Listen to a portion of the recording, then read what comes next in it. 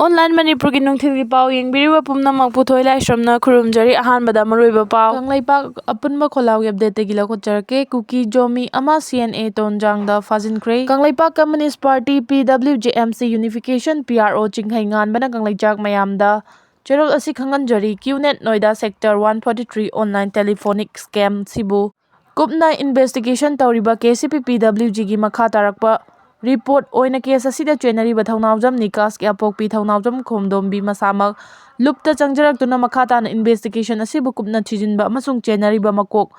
maru oiba oibi sing asibu leibak miyam mamangda puthokpada masana yana mateng pangani haiduna phongdokhibaga loinana chenari ba atai angang sing asigi mama mapa oiba oibi singna lupta thuba matamda changja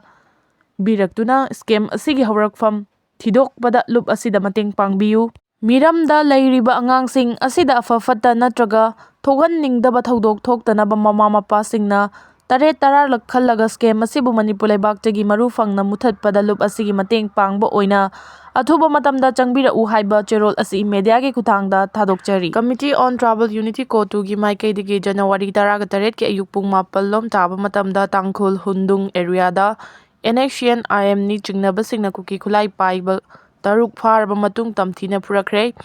Loinana Makhoida Ayaba Pochai Sing Loina Mulhauraga Thadorakre Haidi Thogdo Asiga Mari Lainana Kotuna Thadorak Pacherol Amana Haribana Tangkhul Khulai Paiba Kangbu Amana Kuki Jogi Volunteer Taruk Phajinduna Thamlaga Tamthina Furaba Matung Masada Yarakpa Pochai Lohhauraga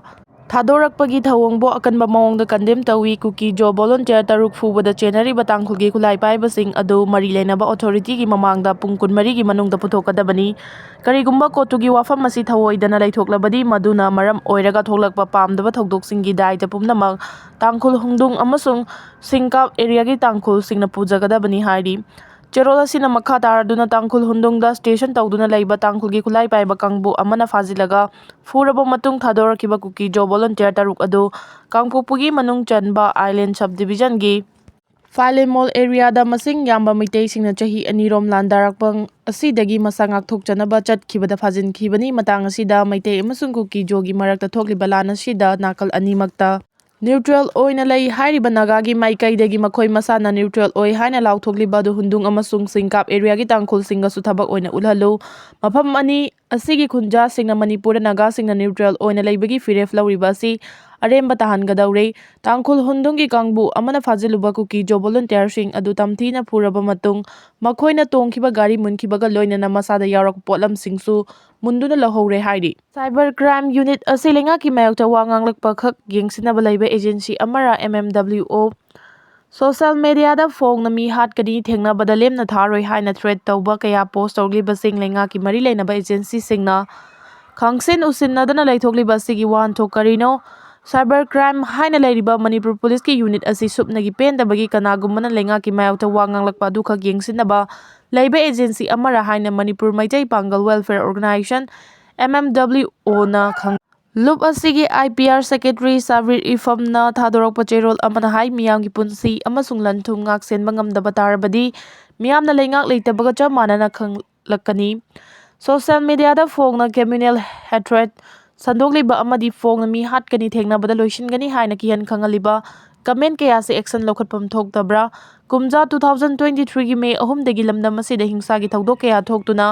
Manipur gi apunba saktamda yamna chawna singnarakpa amadi Manipur gi territorial integrity thukaiduna yaroi haiduna kanglup amana Manipur miyam dalandarakliba sigi mayokta MMWO na idea of united Manipur gi wakhalon ngasi fawbo mayokna dunan lakli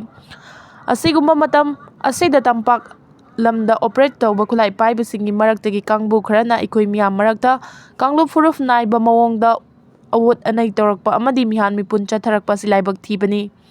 MMWO amadi Manipur miyamgi idea of Manipur gi wakhalon adugi mayoktani lamdam asigi hojik oiriba issue asi khulai paiba kharagi kanglup furuf naiba thawongdagi hena lusinnaba machak ama oirakpa yai haibasi ngasigi Manipur lengangna matam leiringaida yengsilhauba mathau tai lengangna matam chana thabak lokhat haudrabadi khulai paidaba micham miyam asi khangba ngambagi pangal loikhiduna makuta khulai paikhanaraktuna lamdam asida civil war thoklakloi hainingai leite maram asina government ama leirabadi government amagi tawpham thokpa thaudang adu mapung fana tawbiu government asina law and order mapung fana control ngamlaktrabadi khulai pairam daba micham miyang